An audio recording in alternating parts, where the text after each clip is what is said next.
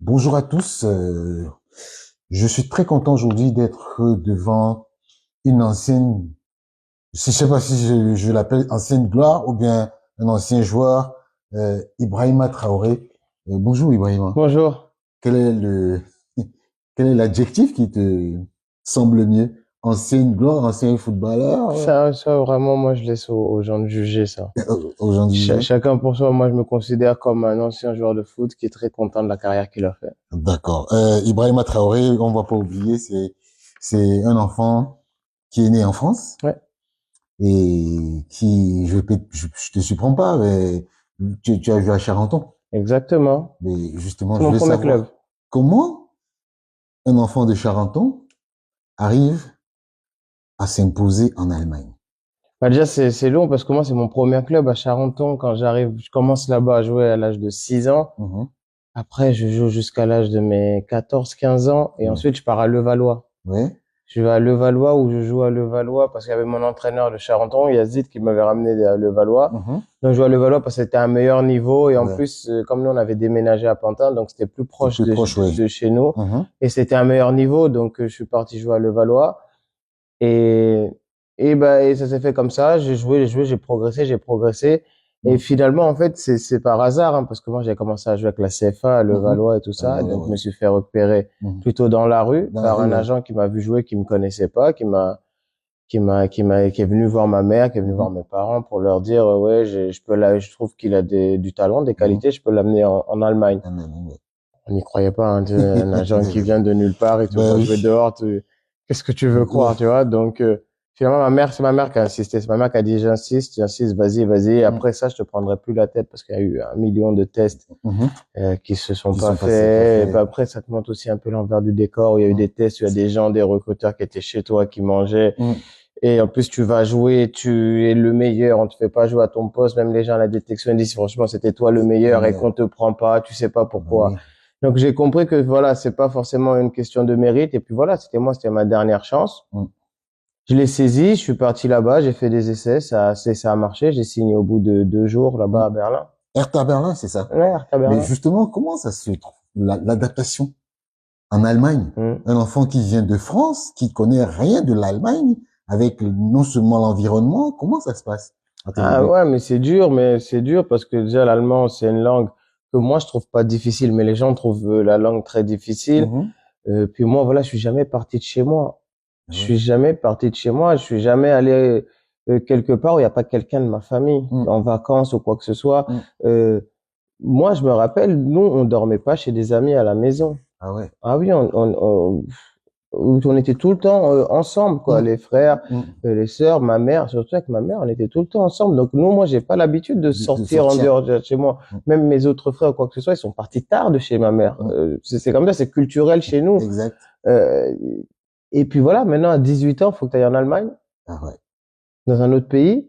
Mais en fait, t'as pas trop de temps d'y penser. Vas-y, c'est le choix, tu l'as fait de venir. On Mhm. t'a pris, tu l'as fait. Mhm. T'es proche du but. Mhm. Et ben en fait, concentre-toi que sur ça. Oui. Et ben c'est ce que j'ai fait. Je me suis concentré que sur le foot et sur la langue. J'ai pris l'allemand tout seul en 6 mois.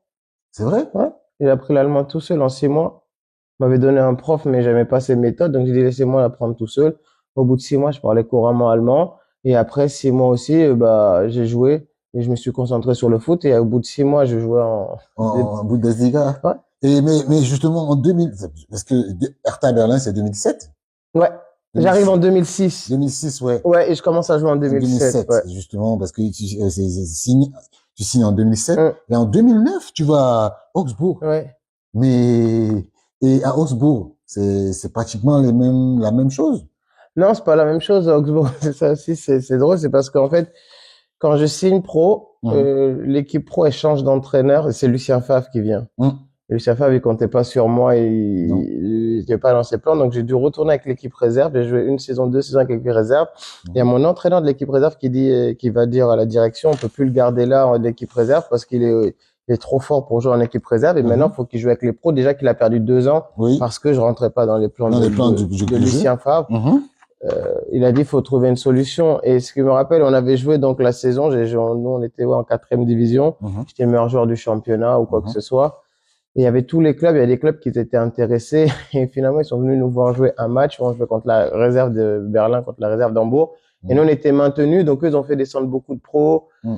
Et c'est le jour de la finale de la Coupe d'Allemagne. Donc il y avait tous les entraîneurs de Bundesliga et de deuxième division qui viennent pour voir la finale et tout ça.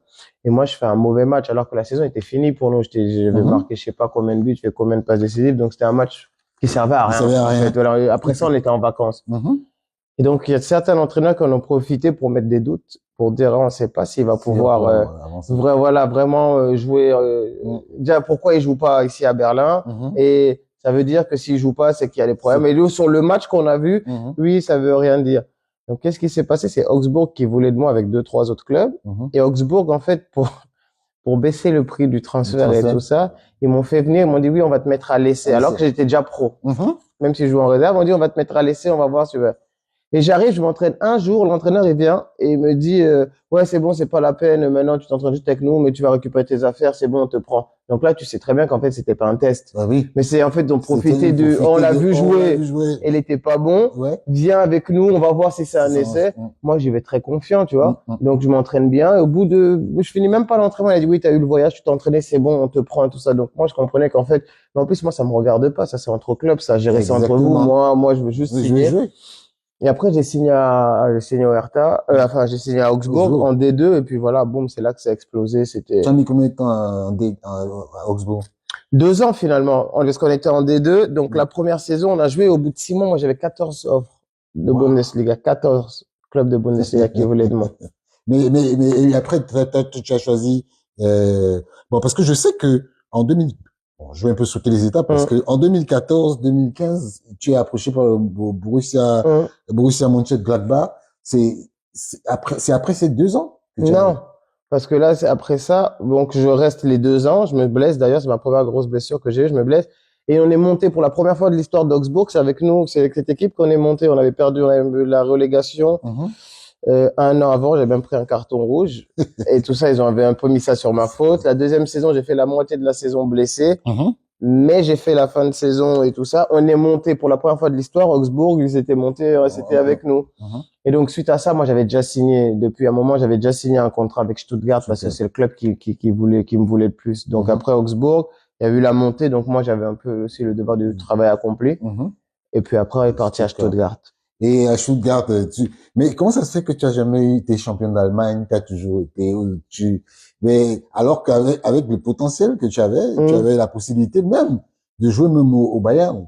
Mais il y a des fois, il y a eu des approches, mais ça, c'était plus tôt. Moi, je me sentais pas encore d'y aller là-bas. Des très grands clubs, d'Allemagne, même si Gladbach, c'est un grand club, mais des clubs qui ont encore un standing au-dessus. Mais d'ailleurs, quand je jouais du côté de Augsbourg, donc il y avait ces intérêts-là et tout ça. Mais c'était trop jeune pour moi. Déjà que voilà, je suis en D2, il faut que j'aille dans un club. Et même la première année où je vais à Stuttgart, je joue 10 matchs, quelque chose comme ça. Parce que là, c'est la Bundesliga. C'est pas la deuxième division, ça va beaucoup trop vite, il faut t'adapter.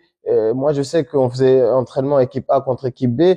Mais moi, je devais jouer contre Khalid Boularouz à l'entraînement. Donc, contre lui, il fallait faire ses preuves. Et ceux qui connaissent Boularouz, ils vont savoir. Il faut savoir de qui on parle. Voilà. Donc, voilà, lui, c'est l'équipe A, moi, c'est l'équipe B. Donc, voilà, faut le dominer, ce joueur-là, tout le temps pour pouvoir avoir ta place. Donc, la première année, c'était très compliqué. C'est à partir de la deuxième année où c'est vraiment parti et que là, j'étais très. Ben, justement, en 2010, c'est la première année où tu fais ton apparition à l'équipe de Guinée. Comment ça se passe? Oh, franchement, ça se passe très vite. Il y avait déjà des touches aussi que je devais aller en équipe de France Espoir. J'étais pressenti et tout ça pour aller en équipe de France Espoir. Et en même temps, il y avait le coach Michel Dussuyer qui m'a envoyé une convocation. Là, j'avais commencé à jouer maintenant en pro avec Augsbourg. Mais surtout, moi, j'avais déjà reçu une convocation quand je jouais en réserve au Hertha. Ah ouais? Ouais. Et j'avais décliné? Oui, et j'avais décliné. Ah, d'accord. J'avais décliné parce que je dis, je suis même pas professionnel, je suis pas prêt, et puis, non, faut d'abord que je sois un pro et que je sois confirmé. Là, je joue en réserve. Donc, j'avais refusé. Michel Ducier m'a appelé, il m'avait fait une convocation, il a dit, oui, on est intéressé par toi, on te suit. Là, moi, je suis un peu surpris, on suit à Augsbourg, tu vois. J'ai dit, et il a dit, on est intéressé, et tout ça, on veut que tu nous rejoignes et tout ça.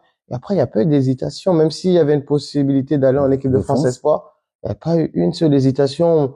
Mon père voulait, ma mère voulait, toute ma famille voulait, et moi aussi je voulais. Tu voulais, Eh ben, donc, tu as pas eu le sentiment comme ceux d'aujourd'hui qui hésitent un peu entre aller à l'équipe de France et aller à l'équipe de pays d'origine? mais ça, c'est très simple, en fait, cette thématique-là. C'est simple. Si à 25 ans, tu es encore en train d'hésiter, c'est que l'équipe de France veut pas de toi. Exactement. À 25, oui, c'est vrai, parce qu'à Ou à 25, 26 ans, ou quand tu viens à 28 ans, tu dis, j'avais le temps de réfléchir, le temps de la hum, réflexion. C'est faux. hum, Maintenant, dans le football actuel, à 22 ans, il y a des joueurs qui ont 200 matchs professionnels, qui sont en équipe nationale. oui, Mbappé, il a 25 ans, il est capitaine de l'équipe nationale de de France. France. Donc, Et voilà. il faut un peu réfléchir dans ce Il faut sens-là. réfléchir. Si on vous prend pas Hum. jusqu'à cet âge-là, Faut c'est-à-dire pas que, hésiter. oui, voilà, faut pas attendre non plus trop longtemps et dire, ah, je sais pas.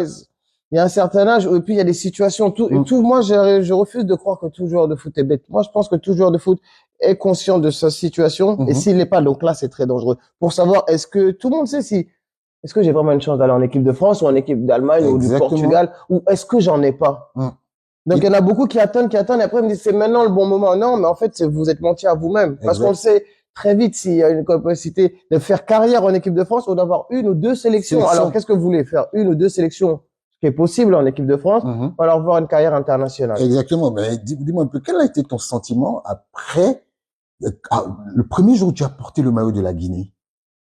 Ben, moi, en fait, je suis allé sans pression parce que moi, j'étais content. Il y avait des joueurs que je regardais à la télé, Mhm. avec Qui, par exemple, avec qui je jouais. Ben, déjà, il y avait qui? Il y a Fodé Mansaré qui était mhm. là. Je crois qu'il y avait Laurent Pocou. Oui. Enfin Laurent Pokou le Guinéen, hein, Oui, parce que les oui, Hébreux vont dire il a joué avec Laurent un Pokou, peu, non, ouais. Ibrahim Ayatara, je parle. Mhm. Il y avait Camille Zayat et tout ça, donc en plus qui est mon cousin, donc Mhm. ouais voilà des joueurs que tu as vus dans des CAN et tout ça. Donc moi en fait je suis arrivé mais j'étais très très calme, très serein. Après on a Mhm. joué contre le Mali. Mhm. Je me rappelle qu'au début ça se passe pas très bien, je perds tous mes ballons. Ouais, les Ouais, Guinéens, hein. ouais, ouais. Ah, c'est qui ce joueur? Enlevez-nous, il est tout petit et tout ça. Et à la fin du match, finalement, je fais un très bon match, je marque pour ma première Notre sélection. Et élection. maintenant, tout le monde sait qui, lui, c'est qui, lui. Donc voilà, c'est comme pour dire à quel point ça va vite. Ouais. Entre 5 minutes, 5 tu perds minutes. le ballon, on t'insulte. Ouais. Tu marques un but, on dit, oh, on a trouvé notre nouvelle Notre star. star. C'est comme Mais ça. justement, en 2012, tu fais la CAN, Mm. ta première CAN en 2012. Mm. Qu'est-ce que, et en plus, vous êtes sortis en quart de finale. Non, on est sorti en poule. En poule, ouais, c'est en Mm. poule. Sur un tirage au sort. Non, ça, c'était après. Après, oui, Ouais, c'était ça, c'était après, en après. 2015. Ouais. Mais comment tu vis ta première Coupe d'Afrique des Nations? Bah, moi, c'est mon meilleur souvenir avec le Chili. C'est Hum. pour ça, ça monte il y a très, très longtemps. C'est le meilleur souvenir parce que il y avait les anciens. Mhm. Quand on dit les anciens, ça veut dire Donc, ça vraiment, fait 11 ans par là, hein. ouais, c'est-à-dire des légendes. Bobo Baldé, Bobo Baldé, ouais. Camille Comme ça. Zayat, Hum. Pascal Fendouno, Ouais. Ismaël Ismaël, Bangoura. ouais. Il y avait vraiment des anciens, il y Hum. avait des jeunes, il y Hum. avait les nouveaux qui venaient, il y avait Sadio Diallo, il y avait Ibrahima Maebra qui était là, Hum. Razagui, Mhm. moi on arrivait, Lars Bangoura est arrivé. Il y avait toute cette nouvelle génération de jeunes joueurs qui Hum. venaient Mhm. et en plus qui avaient la chance de faire une compétition avec les anciens qu'on a regardé à la télé. Exactement. Et pourquoi je dis c'est mon meilleur souvenir parce que moi de tout le temps j'ai joué avec l'équipe nationale, c'est le meilleur football qu'on a pratiqué. On sort en poule, mais même les Guinéens ils étaient fiers tellement le football qu'on a pratiqué, il était bon. Hum. On perd contre le Mali, un match qu'on n'aurait jamais dû perdre. Hum. Ensuite, on bat le Botswana 6-1 Mhm. et on fait nul contre le Ghana, mais c'est trop tard. Mhm. Et si moi, je pense que si là on serait passé, il y aurait quelque chose à faire parce que vraiment la génération entre les anciens, les nouveaux confins avec l'expérience des anciens et surtout, pourquoi je dis ça, c'est parce que là, en fait, de tout le temps que j'ai joué au ciné national, hein, Mhm. c'est qu'il y avait du respect, il y a l'hiérarchie. Exactement. Le capitaine, c'était le capitaine. Les Mhm. anciens, c'est les anciens. Mhm. Les Et jeunes, c'est les jeunes. c'est les Mais nouveaux. mais après, il y a eu cette évolution et c'est perdu, mais c'est avec l'évolution du foot en général, hein. Mhm. Où plus le temps passe, moins il y a de respect pour l'ancien, moins il y a de respect pour la hiérarchie, Exact. parce que ça devient un truc très individuel où chacun pense d'abord à soi, comment je vais faire carrière, Mhm. qu'à l'équipe, surtout qu'en équipe nationale, Ouais, euh, oui. C'est pas, il y a pas de temps de il y a carrière pas en tant de équipe carrière nationale. qui c'est clair. C'est ensemble on gagne, ensemble on On perd. perd. Que toi, tu brilles et qu'on sorte au premier tour, Mhm. ou que tu sois un peu moins bon, mais qu'on aille en demi-finale, c'est ça qui est peut-être ça. Mais je pense que ça va changer avec les mentalités. La Enfin, mentalité. j'espère que ça va changer un petit peu. Mais, Je suis pas sûr. mais Ibrahima, entre 2012, 2015 où tu sors en quart de finale, 2017, 19. oui, 2017 vous ne participez Oui, pas. non, Vous ne 2013, on participez participe pas. Ça pas. fait déjà trop de CAN où la Guinée, on La Guinée ne participe participe pas. pas Ouais. justement, et tu reviens en 2019 en Égypte. Ouais. Et vous avez aussi une belle vous avez eu aussi une bonne prestation en Guinée, en Égypte. Mais qu'est-ce qui s'est passé pour qu'il y ait eu un tel échec? Ah, mais moi, je trouve justement qu'en Égypte, on n'a pas été, on a été en dessous du niveau qu'on aurait dû avoir. Mhm.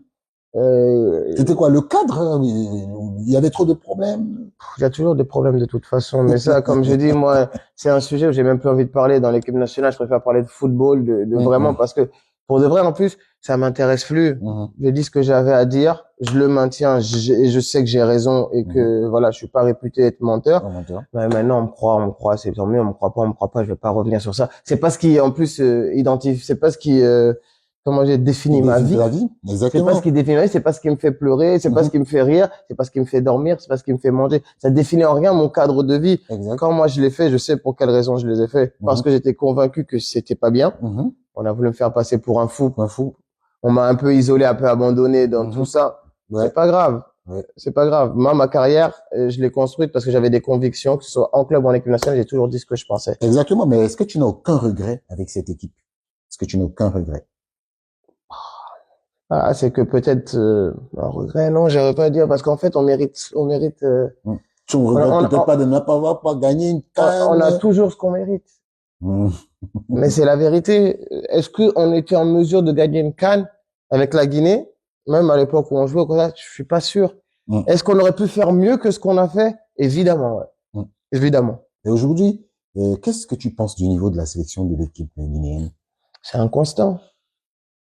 C'est un constant. C'est-à-dire, en fait, c'est un peu la cour des miracles. Mhm. C'est-à-dire que, on prend l'exemple de la dernière CAN. Le meilleur match de l'équipe, c'est contre le Sénégal qui va finalement gagner cette compétition Mhm. pour ensuite faire des mauvais matchs contre le Malawi et être éliminé contre la Gambie. Exact. C'est juste un manque c'est pas un manque de talent. Tu sais, tu regardes l'équipe de Guinée, il y a du talent partout. oui, il y a du talent parce que c'est qui est clair, il y a certains joueurs qui jouent, qui sont titulaires à l'équipe de Liverpool, par Hum. exemple. Mais je veux dire que, mais est-ce que les deux prochains matchs contre l'Égypte et la Gambie, c'est ça? Et Le je crois le Malawi, Malawi, oui. contre le Malawi, Hum. est-ce que tu penses que il y a un bon espoir parce que vous êtes ex aequo en tête avec 9 points? Oui. Est-ce que Il nous vous, faut un point ben oui, en ben, 2 matchs. Ah oui, moi j'ai espoir. Alors là quand même, si, là j'ai plus qu'espoir. Mais comme je dis, des fois on me demande, ah, t'es très content de ce qui se passe ou on veut me faire passer pour quelqu'un qui n'aime pas l'équipe, qui n'aime pas son pays. C'est la plus grande des légendes ben qu'ils ont oui, envie d'inventer ben sur oui, moi. ouais, Ce qui est complètement faux. Si les gens me connaissent, ils le savent très bien. Mais moi, j'ai pas besoin de parler de ce que je fais pour dire que j'aime mon pays. J'ai pas besoin de dire partout, bien j'aime sûr. la Guinée. Hum, Pour aimer la Guinée, je sais au fond de au fond. moi-même. Et ce que je fais dans ma Hum, vie, c'est-à-dire que ça le prouve pour moi. J'ai pas besoin d'en parler. hum, Et c'est pour ça que quand je dis que la Guinée batte l'Éthiopie 2 fois, eh hum. ben, bah, c'est normal, C'est quoi. normal. Pour moi, en fait, j'ai envie que ce soit normal pour tout le monde que nous, la Guinée, Mhm. on ait battu l'Éthiopie aller-retour. Ouais, y a pas. Et que c'est Ce normal. serait été le contraire. Mais Ce oui, serait voilà. surprenant que l'Éthiopie gagne la Guinée Exactement. aller-retour. Et dans le même sens que dans une CAN à 24, moi, je trouve ça normal je veux que ça soit normal que la Guinée se qualifie à une CAN à 24. Hum, Comme c'est normal que que les Guinéens battent l'Éthiopie. ouais. Voilà. Et on Mais dit, comme c'est ah, non, il est pas il euphorique, est il pas est pas fait, enthousiaste. J'ai dit, non, non, non, parce que vous qui êtes dans l'euphorie ou quoi que ce soit, hum, quand on va perdre après un moment, ça va être de la catastrophe. eh ben, vous allez redescendre trop vite et ça va être justement Hum, contraire ah, à ce ce que que vous avez dit il y a 2 mois ou il y a 2 semaines exact, parce qu'il y a eu élimination et que vous n'allez pas comprendre. exact. Faut juger les choses avec un peu de recul. Le recul, c'est de se dire, la Guinée qui se qualifie pour une Coupe d'Afrique, c'est tout à fait normal. Hum. Mais Ibrahim, dis-moi, Hum, qu'est-ce que tu as ressenti quand le moment où on a enlevé la CAN à la Guinée, l'organisation de la CAN 2025, hum, quel a été ton sentiment?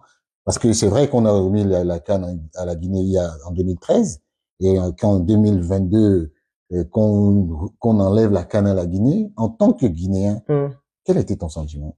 Ah, t'as forcément un peu honte, hein, parce que à la base, c'est une vitrine pour ton pays. Hum, On va recevoir toute l'Afrique, on va montrer notre pays, on va montrer notre culture, on va montrer notre savoir-faire, notre hospitalité et tout ça, mhm. et que ça se fait pas. Mais le problème, il vient il y a bien Bien longtemps. longtemps. Parce que quand on dit il y a 13 ans, Mhm. oh non, c'est en 2014, c'est ça? Oui, 2014, oui. 2014 qu'on a l'obtention. Et en plus, on a un report encore de deux De ans qui deux donne ans. plus de temps et que c'est pas fait. C'est-à-dire que déjà à l'avance, il y avait Donc, un problème depuis un certain moment, tu vois, oui. ou alors, tu vois, il y a pas eu, Puisqu'en temps Ou normal, alors peut-être qu'on a été surpris de l'avoir. oui, parce qu'en temps normal, Mm.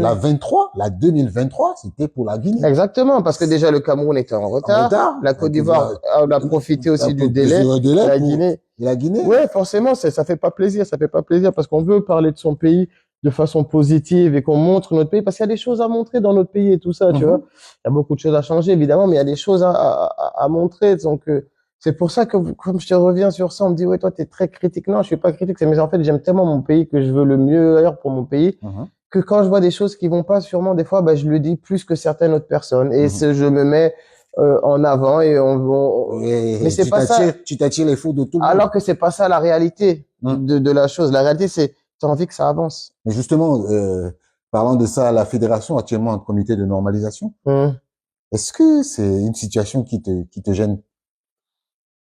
Moi, j'ai parlé, j'ai dit ce que je pensais aussi Qu'est-ce que tu dessus. penses du comité de normalisation en premier? Bah, moi, je pense que plus ça dure, moins c'est bien. Mhm, Plus le comité de normalisation il reste là, c'est-à-dire il y a des problèmes dans dans la fédération parce qu'on essaie de normaliser le plus tôt possible, de faire des élections et de repartir sur un cycle mhm.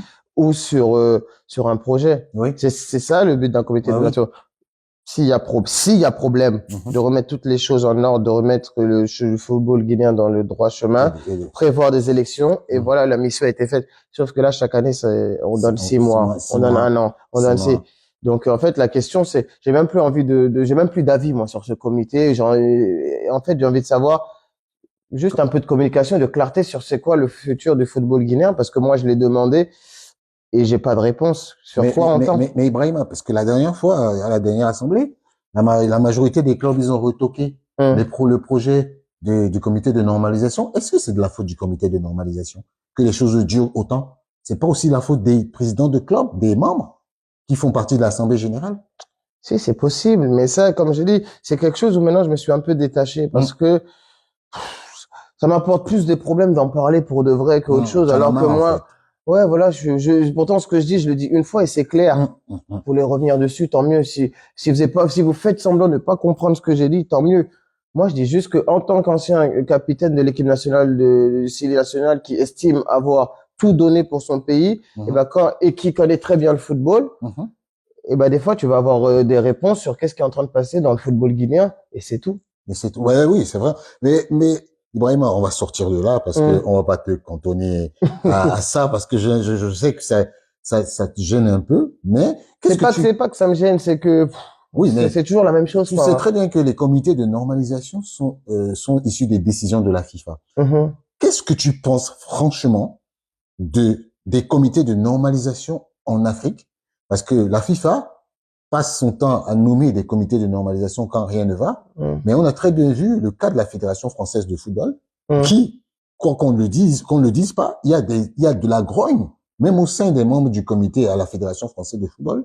Mais la Fédération française de football n'a pas eu un comité de normalisation. Ouais, mais ça, il y a une différence là, que la Fédération française de football, elle est totalement indépendante. Hum. Dans les, Nous sommes souvent sous tutelle. voilà. Donc, par conséquent, les fédérations africaines subissent le tutélat de la FIFA. Non, même pas de moi, je parle même pas de la FIFA dans ce cas-là. Je dis que, en fait, on a Mhm, très peu de fédérations en Afrique. mhm, Je crois que la Côte d'Ivoire est indépendante. Je crois que le Maroc aussi est mhm, indépendante. Peut-être l'Algérie, la Tunisie. Mais en fait, sur 54 nations, il y en a très peu qui sont pas dépendantes du ministère des Sports. Ok. Ben, bon, on va sortir de là parce Mm. que désormais, tu es consultant à Canal+. Ouais, Dis-moi, comment ça se passe? ça se passe bien. Très Ça se bien? passe bien. Ouais, ça se passe bien. Moi, je savais que je voulais faire un peu de médias déjà Mhm, mhm. après Après ta ma carrière, carrière? exactement, je le Mhm, savais. Et pourquoi ça se passe bien? Parce que je le considère pas du tout comme mon métier. mhm. Mon métier, c'est footballeur, c'est ce qui restera mon métier toute ma Exact. vie. Mhm. Mais comment toi, tu appréhendes le métier de consultant? Comment tu l'embrasses? Et justement, sans pression. Mhm, Bah, c'est quelqu'un, déjà, en jouant, j'avais pas énormément de pression, quoi. mhm, C'est toujours de voir le côté de prendre du plaisir, quoi que ce soit, et sans réfléchir. mhm. Comme je dis, je peux pas avoir la pression qu'on mette deux caméras sur moi pour parler de quelque chose que je connais quand tu as joué dans des stades de 80 000 places où on te siffle, on insulte ta maman, on insulte ta famille. Ça, et encore, c'est quoi? C'est même pas de la pression puisque tu viens faire ce que t'aimes. Tu t'aimes, ouais. Exactement, mais justement, parlant de ça, comment tu appréhendes la pression du footballeur à la pression de consultant? Mais justement, j'en ai aucune. Quand je viens, mais vraiment, j'ai zéro pression, zéro pression. J'ai pas eu besoin de faire 2, 3 mois de temps d'adaptation. Il y a juste des détails ou des trucs à régler. À régler? Et puis c'est tout. Mais moi, je pars du principe que je viens m'asseoir sur un plateau et je vais parler de football. Exact. Mais Je dois oui. juste faire un peu mes devoirs pour savoir de quoi est-ce qu'on parle. Mm. Mais déjà, comme je regarde énormément de football, que je me renseigne, je me documente tout le temps sur le football, Mhm. j'aime pas que les choses m'échappent. Exact. J'aime pas qu'on s'assoie et qu'on me parle de quelque chose et t'es là, t'as l'air un peu bête Un parce peu que bête. tu sais pas de quoi on parle. Mhm. Surtout dans le football, dans le domaine du football. Exact. Donc, je peux pas m'asseoir là et ne pas savoir de quoi je parle. Mais justement, footballeur, est-ce que comme on prépare un match, c'est la même chose quand un consultant, par exemple, sur un match de football, quand tu es consultant sur un match de football, est-ce que tu appréhendes les mêmes choses de la même façon? Qu'est-ce que tu fais? Comment tu te documentes? Tu travailles normalement comme, Ouais, je commence normalement, je me documente. En général, quelques heures avant le match, mm, pour que ça se reste bien frais dans la mémoire. ouais, Je fais mes fiches. J'ai la chance de retenir très vite les choses et de les avoir en tête. Donc, je fais mes fiches pour m'orienter un petit peu. Et après, j'aime pas bourrer de statistiques parce que on n'est pas là pour raconter que l'autre, il a couru autant, l'autre, il a fait ça. On peut le dire de façon globale, mais on est là pour expliquer aux téléspectateurs qu'est-ce qui est en train de se passer. Il y a le commentateur qui, lui, fait la narration un peu du match. Et puis moi, je suis là pour montrer, en tant qu'ancien footballeur, tactiquement ce que les autres ne voient pas. Et les éclairer pourquoi il s'est passé ça, pourquoi il y a ce mouvement et ça. C'est ça. Mais justement, j'ai prévu un petit truc, une petite surprise pour toi, pour que ce soit pas, j'ai pris quelques feuilles là, et tu vas tirer, hein, tu vas les tirer au fur et à mesure, et c'est 5 questions. Tu peux tirer comme tu veux. Et tu lis. Voilà, ce que j'ai pour toi. La question. Quel est ton plat préféré en Guinée? Mon plat préféré en Guinée? Ouais. Non, alors, en Guinée, hein, parce que si tu me dis mon plat préféré, moi, c'est le tchéboudienne blanc en poisson. Ça, c'est mon plat préféré. D'accord. Mais en Guinée, on a une sauce qui s'appelle konkoué. Konkoué. Ouais. C'est du poisson séché, fumé un peu. Sauce rouge. Et ça, ou bien, ouais, sauce poisson. C'est ça. Tu n'aimes pas le lafidi? Non. Ouais, j'aime pas, moi, tout ce qui est feuilles, tout ce qui est... Ah! Non, non, c'est pas pour moi. Je pensais te surprendre parce que j'ai un peu fait la Guinée et j'ai mangé du lafidi. Oui, les gens, ils aiment beaucoup ça, là-bas, mais non, moi, non. Je réclame tout le temps à mes amis guinéens. Donc voilà, c'est ça mon plat préféré. On peut passer à la deuxième. Ouais.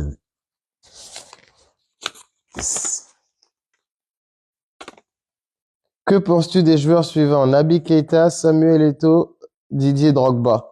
On va commencer dans l'ordre, hein. Naby, moi j'ai eu la chance de jouer avec lui en sélection et tout ça. C'est dommage qu'on n'a pas réussi à avoir une connexion sur le terrain ensemble. Après il y avait des blessures, moi j'étais pas là, ou des fois c'était lui qui était pas là, ou même à la dernière CAN où en fait il était blessé, il a pas pu jouer longtemps. Moi voilà, qu'on n'ait pas réussi à avoir cette connexion sur le terrain qu'on aurait dû avoir, dû à plein de choses, hein. Parce qu'en fait au final on n'a pas énormément joué ensemble, hein. On était longtemps dans une longue période ensemble en sélection, mais on n'a pas énormément joué ensemble. Mais je sais que voilà, techniquement déjà, pour le peu de fois où on arrivait à se trouver, on se comprenait bien. Et puis surtout, ouais, c'est ça, je trouverais ça dommage. Et après, oui, bon voilà, Naby quand même, c'est vainqueur de Champions League, vainqueur de je sais pas combien de coupes là-bas. Il est aussi vainqueur du championnat. Transfert, ça se passe mal. Avec Liverpool, ils sont 7e. Transfert à 65 millions ou quoi que ce soit. C'est pas par hasard qu'on arrive à Liverpool, et si on n'a pas de talent, si on n'a pas de qualité, qu'on arrive à Liverpool avec un transfert comme ça et qu'on te donne le numéro 8, évidemment. Donc, tout le monde est au courant non, oui, mais des fois, faut le remettre en perspective parce que les gens croient que oui, c'est de la chance. Non, c'est pas de la chance. C'est toujours du talent, du travail ou quoi que ce soit. Malheureusement, il y a eu trop de blessures à Liverpool. Beaucoup trop. Il n'y a pas pu qu'il enchaîne. Suite après, moi, c'est mon avis personnel. Je trouvais quelques choix, des fois, bizarres de la part de Jürgen Klopp. À quoi est dû les blessures d'un footballeur? C'est quoi? Tu t'entraînes trop? C'est possible. C'est que peut-être une question de rythme ou quoi que ce soit. Ou alors, mais des fois, c'est un manque de rythme. On te met dans le grand bain. Et après, faut pas oublier que la première ligue, ça va très vite. C'est très costaud. Ça, je saurais pas l'expliquer. Je vis pas au quotidien Hum, hum, avec lui. Mais voilà, oui, Naby, très très grand joueur de foot qui a montré partout où il a été. Même si à Liverpool, là, c'est un peu difficile. Et on espère qu'il va trouver un club hum. à la Ah, ça, hauteur de son talent et surtout, il va pouvoir enchaîner et jouer. et Samuel. Samuel, bah moi, je le dis hein, tout simplement. Pour moi, Samuel Eto'o, c'est le meilleur joueur africain de tous les temps. Ah ouais? Ouais. Et je vais même aller plus loin. Je pense que c'est peut-être le meilleur sportif africain. De la décennie? Ouais. Même plus. En plus. Et Euh, comment tu trouves la gestion de l'Africa Foot? bah, moi, je suis pas, déjà, je veux pas me mêler de celle de la Guinée. Alors, si maintenant je vais me mêler de celle Non, de l'Afrique Foot. je dis comment tu trouves, quel est ton avis? Parce que c'est pas, je veux pas, tu dises que c'est bien, c'est mal, mais au vu de ce que tu ressens, tu vois de loin. Mais déjà pour continuer avec Samuel Eto'o, voilà, moi je trouve que c'est l'une des personnalités sportives les plus importantes qu'on a eu sur le continent. Déjà pour ce qu'il a fait comme footballeur, où là il y a même pas de débat, on n'a même pas besoin de polémiquer sur Polémique. ça pour commencer qui est Hum, Samuel Eto'o, hum, mais surtout en dehors et il y a des modes maintenant, hum.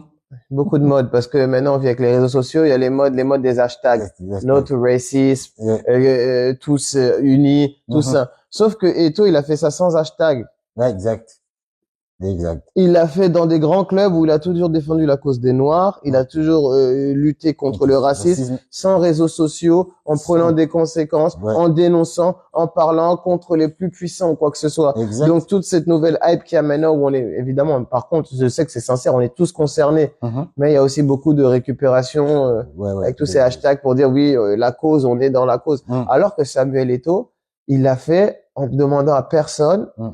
ou même des fois, je pense, hein, à l'époque, on comprenait même pas le combat Le qu'il combat était en qu'il train est de en train de mener. mener. Parce que tu te souviens du match où il a voulu sortir? Ouais, exactement. Ou tu peux, ça paraît improbable, alors que maintenant, il y a des gens qui sortent match ou alors qui veulent sortir ou on interrompt les jeux et tout, il le faisait tout seul. Tout seul, Donc voilà. ben ouais. Après, voilà, pour revenir sur la FECAFOOT, moi, je suis très content qu'Eto'o, ce soit le président de la FECAFOOT parce que je pense que, quoi qu'il se passe, dans toutes les fédérations, il faut avoir des anciens joueurs qui connaissent le foot, qui Hum, savent ce que c'est d'avoir joué pour la sélection nationale mhm. et qui ont une vision pour faire avancer le Le foot. foot. Ibrahima Traoré, président de la FIGI Foot. Et là, je vais vous dire, et pour dire la vérité, c'est même pas président. Ah ouais? Il peut y avoir un autre président ou quoi que ce soit, mais il faut qu'il soit conseillé par des gens qui ont joué au foot, parce que personne ne connaît mieux le foot que Que ceux quelqu'un qui qui ont a joué au travaillé? foot. Ben oui. Personne ne peut aimer plus le foot que quelqu'un qui a joué au foot C'est pour son vrai? équipe nationale et qui a envie de l'aider. Hum. Mais tant qu'on fera pas ça, vous verrez, il y aurait des problèmes parce que le football, tout le monde croit connaître le football, très peu de gens connaissent le football. Exactement, exact. Et Didier Drogba? Et Didier Drogba, Drogba, on a eu droit, nous aussi, en Afrique, à ce duel pendant 15 ans. 15 ans. Entre Drogba et entre Drogba et entre Samuel Eto'o. Moi, j'ai une petite préférence pour Samuel Eto'o ou quoi que ce soit. Mais si on me dit maintenant que Drogba est meilleur, moi, ça me choquerait pas parce que ce qu'a Ben oui, réalisé Didier Drogba, ben oui. pour sa sélection C'est nationale, national. aussi dans l'aspect un peu La politique des politique. choses, Ben oui. des qualifications en Coupe du Monde et surtout d'être Ben oui. une légende en Première Ligue, une légende à Chelsea, À Chelsea. ça veut tout dire, ça montre de qui on parle Mais là. justement, Didier Drogba, il a voulu aussi être président de la FIFA. Mhm. Ça n'a pas marché. Eh oui, Est-ce que tu penses pas que c'est bien d'avoir une génération comme ça qui veulent aller au charbon? Parce que je trouve courageux qu'il mhm. ait eu cette posture-là à aller pour chercher à avoir un poste. Et c'est ce qu'il faut. C'est ce qu'il faut pour faire avancer. En fait, c'est ce qu'il faut si on dit qu'on aime vraiment le football de son pays ou quoi que ce soit, c'est d'essayer un minimum de pouvoir l'aider, mais pas forcément avec la fédération, mais même en dehors, En moi je dehors. pas. Parce qu'on est focalisé sur la fédération, tout le monde va croire que je veux aller à la fédération. Non, Non, non. c'est pas du tout le cas, vraiment. Je dis juste que il faut associer les anciens joueurs. Mais pas dire parce que tu es ancien joueur, on t'associe, hein. Mhm. Non, c'est parce que tu Tu proposes quelque proposes chose, tu quelque as une chose. vision et Exact. tu peux faire avancer le football. Exactement.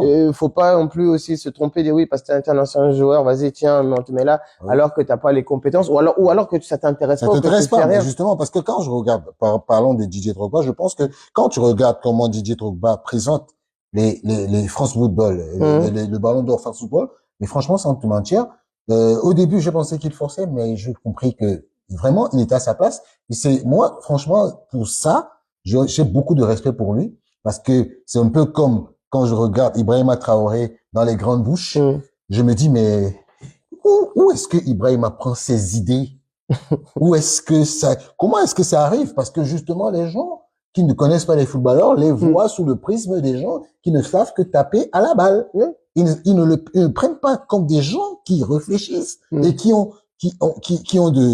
ont des arguments sur certains aspects de la vie. Donc, voilà. Mais ça, c'est une posture encore, comme je dis. Alors, les gens, si c'est aussi leur logique, des gens bêtes jouent au foot, mais sont suivis par des gens intelligents. Donc, il y a des gens intelligents qui suivent des gens bêtes. Ah, Donc, c'est alors, ça. ça me montre, vous, votre intelligence. Voilà. Donc, voilà. Donc, on peut aller sur ce sujet-là. Mm, C'est vrai, il y en a beaucoup qui pensent que les footballeurs, ils sont pas réfléchis, ils sont bêtes ou mm, quoi que ce soit. mm. Mais moi, je dis, allez jouer au foot et l'école du foot, hein, l'école de la vie, ce que le football t'apprend, vous allez voir que ça va vous apprendre beaucoup plus de choses que dans la vie de tous les jours parce que c'est Exact. un monde à part. Mm, C'est un monde à part. Alors oui, les fantasmes avec l'argent, avec la gloire, avec la célébrité, avec tout ce qui mhm. Il s'ensuit, s'en suit? la belle vie et tout ça. Mm. Oui, évidemment, mais on n'arrive pas là par hasard non plus. Non, du tout, du tout. Next. Je vais- Quel genre de musique tu écoutes? Ah, alors là, moi, j'écoute vraiment, mais tout le monde dit ça, j'écoute vraiment de tout. Mais moi, j'ai la chance, je peux le prouver, il y a mon mur là qui, Ben oui. il y a mon mur, alors, sur mon mur, Ouais. il y a du Bob Marley, Ouais, il y a du Jacques Jacques Brel, Brel. il y a François, Il y a il y a Gandhi. France Gall, Ah non, c'est oui. il y a France Gall, il y a Jacques Brel. En haut, il y a Jay-Z, Ben, je vais finir ça tout à l'heure, les gens, ils verront. il y a Jay-Z et tout ça. Non, mais c'est pour dire, vraiment, j'écoute tout. Alors, ce que j'écoute le plus, évidemment, c'est du rap. Mm. Je suis grandi dedans, j'ai Mm. grandi dedans. Je suis Soprano, né. Non, j'écoute pas de soprano. Moi, j'écoute beaucoup. J'ai beaucoup de mal avec la musique récente, donc récent, j'écoute beaucoup de musique ancienne, du ancien. rap américain Tupac, ancien, Tupac, Jay-Z beaucoup, Jay-Z. et du rap français à l'ancienne. Mais sinon, après, j'adore la variété française. Les gens me prennent pour un fou. J'adore la pop. J'adore tout. Ça se voit sur mon mur. Solar, les anciens. Oui, mais ça, c'est encore plus mes frères que Solar. Moi, j'ai pas vraiment écouté Solar, mais ça, c'est encore plus mes frères. D'accord. Ça, Ok. c'est mon genre de musique. Next.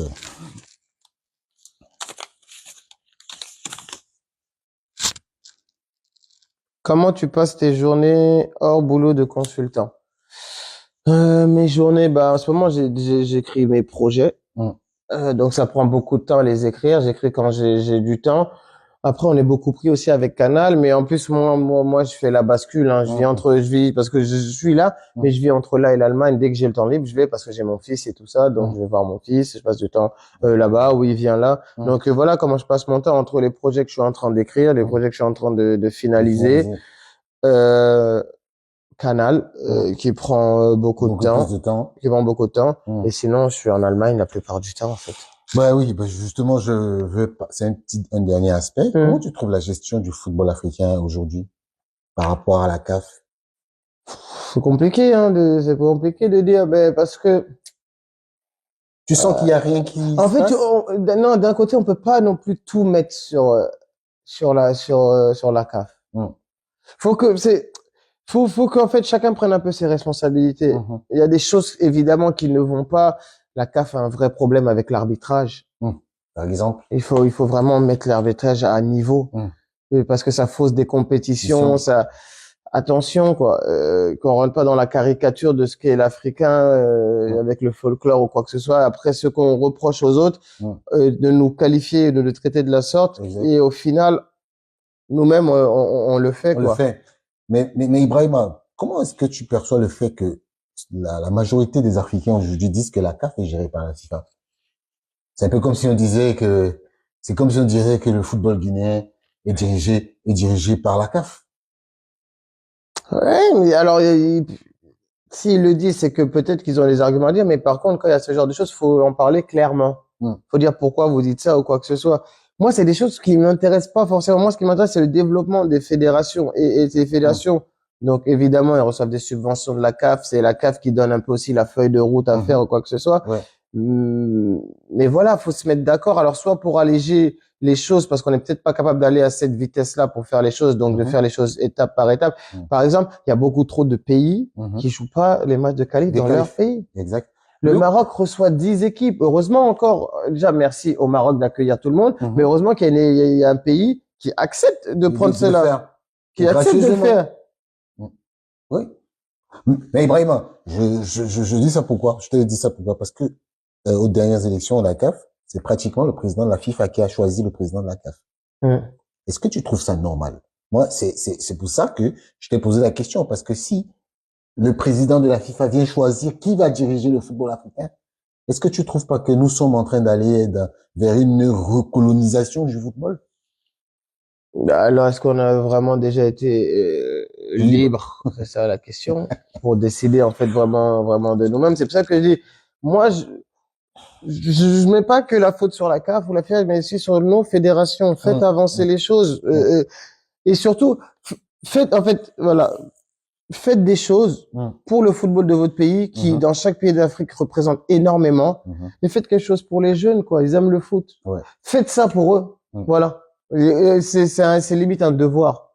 D'accord. C'est vrai qu'on dit à la fin de cet entretien, dis-moi, quels sont, puisque maintenant tu es dans le football, tu es dans le monde du consultant, mais qu'est-ce que, quel est pour toi le meilleur pour le football africain?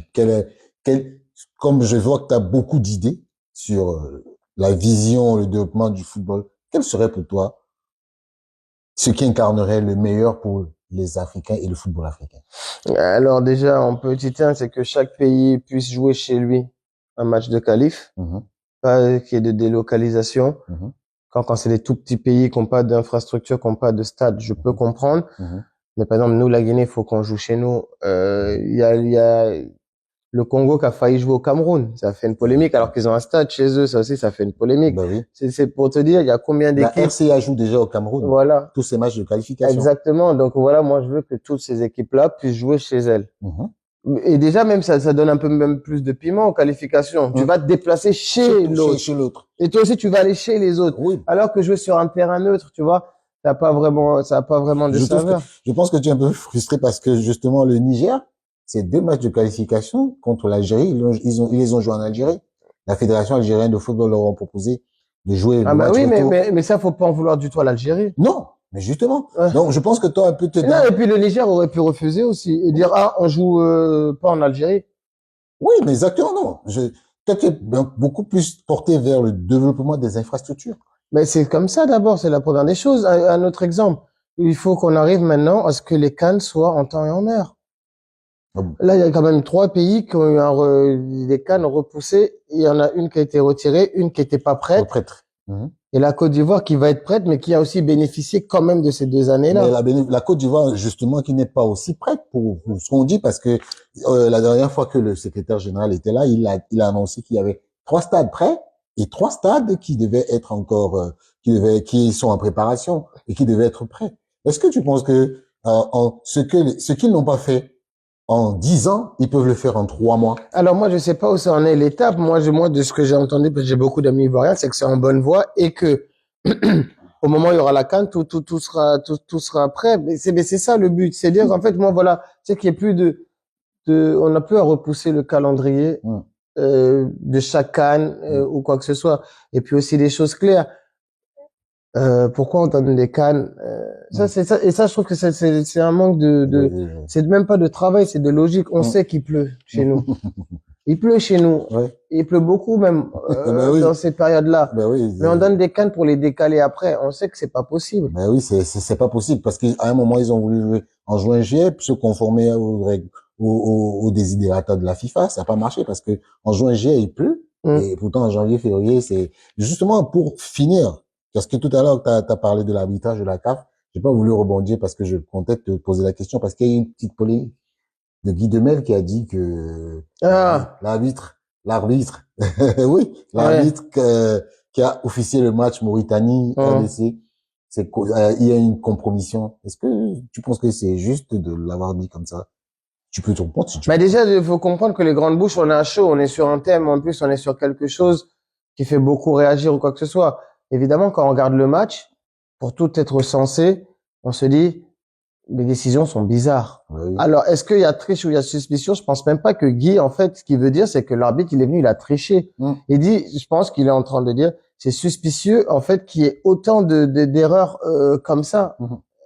C'est ce que je pense. Ouais. Et puis, on est dans une émission, c'est en direct, et on parle, Et c'est sans filtre, hein. c'est vrai, c'est sans filtre, c'est à bâton rompu. Oui. Donc, des fois, moi, je comprends ce qu'il veut dire, Guy. Il dit que il y a eu trop d'erreurs d'arbitrage aussi flagrantes pour que ce soit normal. Est-ce qu'il dit que l'arbitre a triché ou alors qu'il y a eu corruption? Je pense pas du tout. Je le connais très bien et je ne pense pas du tout. En plus, c'est un Ivoirien. Ouais, c'est un Ivoirien, donc, Ok. mais je ne pense pas. Mais Ibrahima, je suis très content d'être venu, que tu m'as reçu sur toi. Mais quand tu parles même pas allemand, ben, qu'est-ce que tu peux nous dire en allemand? Qu'est-ce que tu veux que je vous dise? Que, par exemple, ce que tu souhaites du football africain, bon, la beauté du football africain, un truc comme ça. Dis-nous un truc en allemand parce que... Alors, attends, je vais leur dire en allemand de regarder l'interview. D'accord. Hallo, ist Ibrahima Traoré hier. Ich bin mit Richard. Wir haben ein Interview bei mir zu Hause gedreht. Bleib dran, das Interview kommt bald und ich hoffe, ihr schaut mal rein. Alles gut. Merci. Merci, Ibrahima. De rien. Bonne journée. Merci à toi aussi. Voilà. Merci.